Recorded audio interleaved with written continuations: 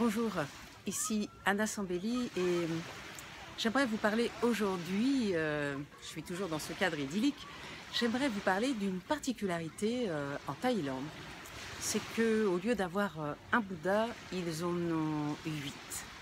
En fait, il y en a un pour tous les jours de la semaine et particulièrement celui qui vous correspond, c'est celui qui correspond au jour de votre naissance. Alors, il y a le Bouddha du dimanche, il a les deux mains croisées sur le ventre et évidemment ça a une signification particulière et puis ça donne un petit peu le ton, non pas de la personnalité mais plutôt ça donne une idée de ce que la personne est venue faire sur Terre. Vous avez le Bouddha du lundi, alors lui il a la main comme ça. Vous avez le Bouddha du mardi qui est un Bouddha couché. C'est un des rares qu'on trouve en Thaïlande. Pour mercredi, vous en avez deux. Je vous en parlerai tout à l'heure parce que moi je suis née un mercredi, donc j'ai bien étudié le Bouddha du mercredi. Le Bouddha du jeudi est assis en tailleur. C'est un Bouddha d'illumination. Le Bouddha du vendredi a les deux mains croisées sur la poitrine. C'est un Bouddha de transmission.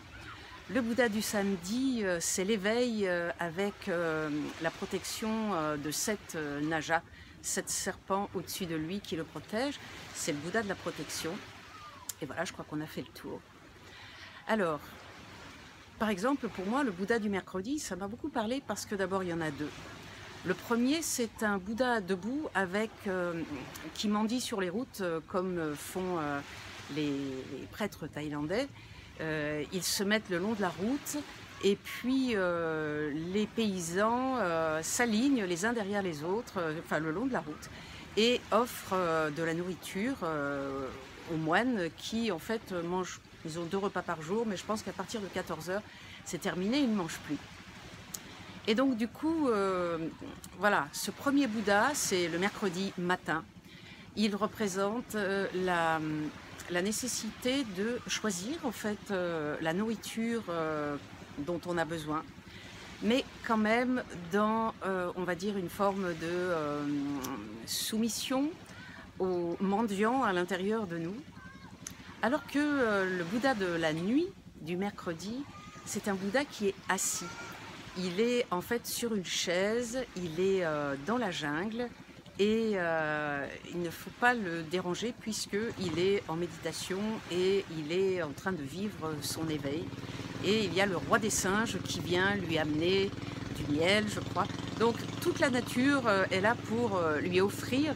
Donc c'est plus à lui de mendier, maintenant c'est toutes les choses qui viennent à lui, tout en sachant que lui aussi a besoin de discernement puisque il choisit finalement de ne pas manger après 14 h. Donc c'est vraiment, voilà, c'est un Bouddha en 2 temps. D'abord c'est un mendiant, ensuite tout vient à lui.